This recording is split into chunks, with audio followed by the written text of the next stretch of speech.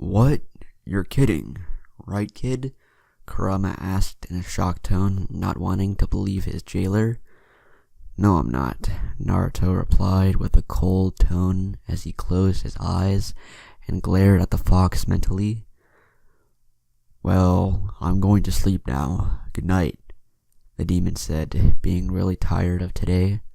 The next day, Naruto grabbed his bag and put some clothes in it, accompanied by the money he had left and some instant ramen.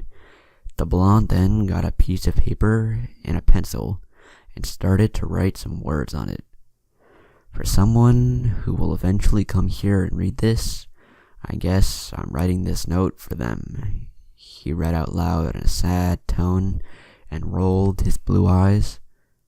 Hello?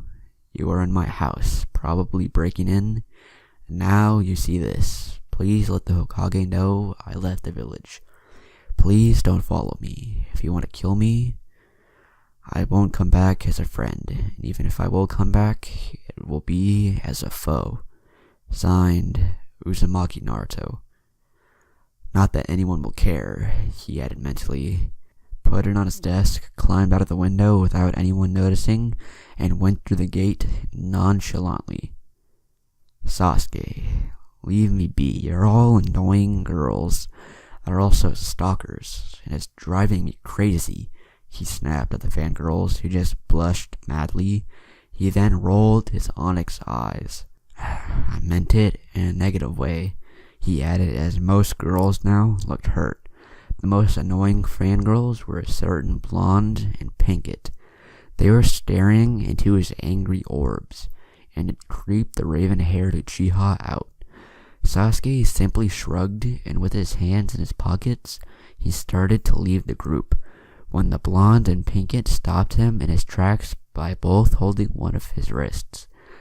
Let go of me, Sasuke began in a deadly and dangerous yet soft voice, as he yanked his wrist free and glared at them with his Sharingan activated. Or else I'll kill you right here, he added. The girls looked terrified, but a frown replaced their scared expressions in a split second. The Raven took this chance to get away from them, as he remembered that the fangirls hated a certain blonde guy. The Raven decided to go to his house to hide for a while. He then realized he never had asked his name. How did he know where the blonde lived? He just happens to see the jailer of Kurama every now and then on the streets, and always sees him at his apartment when he tries to hide from the oh-so-annoying fangirls. The lights were always on, and the blonde always used to look at him in amusement. But now, he wasn't there. Sasuke decided to knock on the door to see if something happened. But no one opened the door. Sasuke cut through the lock with the kunai he had in his pocket and knocked down the door. He took a good look around. The house was a mess. It was really dark. The lights were broken, the floor was dirty, and his carpet was stained with dirt. The bathroom smelled like it had never been cleaned, and the kitchen was worst of all. There were cups of old instant ramen everywhere, and the cabinets were about to come down. There were spiderwebs and dirty stains everywhere. The knives and fork he owned were rotten as well. It was one big chaos, and it didn't take a genius to figure out that the blonde never cleaned his house. Upon looking around, Sasuke found a small note on the blonde's desk and picked it up. What's this? A note from him? The Raven muttered to himself as he started to read it. He was surprised, to say the least. Sasuke left Naruto's house and made his way to the Hokage's office. He then laid down the note on her desk and told her to read it, which she did, and she wasn't surprised. She was angry. Naruto Uzumaki left without permission from me, she said, the anger more visible in her tone with every word she said. He can't just go and desert the village. He belongs here, in the Hidden Leaf. Sasuke, do you know where he's heading? What he's going to do? If he's going to betray us, I have no other choice but to send him to prison, she said. Calm down, Lady Tsunade. You're jumping to conclusions too fast, Kakashi said while reading his perverted book. I am calm, just a bit shocked. "No, Sasuke, get your old Team 7 here," she commanded. I did what she said and went searching for Gulp, Sakura, and Sai. Nobody's POV. "Naruto left? For what reason?" Sai asked.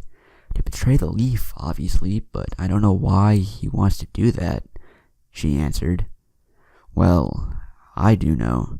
People in the village say every day that he's a monster. He doesn't have any friends, he says. But I think he's a friend of mine, even though we didn't talk a lot," the raven answered. "Really, Sasuke?" Sakura was a bit annoyed. "He seemed like a nice boy, but he doesn't talk to us. All of the teams of our generation tried to make friends, but he keeps hiding from us, like he was scared as if we also saw him as a monster, but we don't. We only want to make friends with him, but he only doesn't see it," the ex-Root member said. "So that's his reason for leaving." Tsunade had an angry look on her face. "What is his reason?" the Pancake asked. He felt lonely, betrayed, like an outcast. He thought he was all alone. "He was running away from himself," the Hokage answered. The pink-haired girl looked at the ground. "What did I do?" she mumbled. The other members glared at her and then narrowed back at the Hokage. "So, what's our assignment, my lady?" Sai asked politely. "I want you to bring him back, safe and sound, and show him the light and the darkness." Team 7 smiled and said with a small smile, "Yes, my lady." The door opened. "I'm coming with you." The girl with the blue hair came in. "Hinata, you want to go with them? Do you have a reason and permission from your father?" the Sannin asked. Suddenly, Shikamaru, Lee, Neji, and Ino came in as well. "We all do. It's our fault for not helping him. We need to do this. We are his friends," Shikamaru said.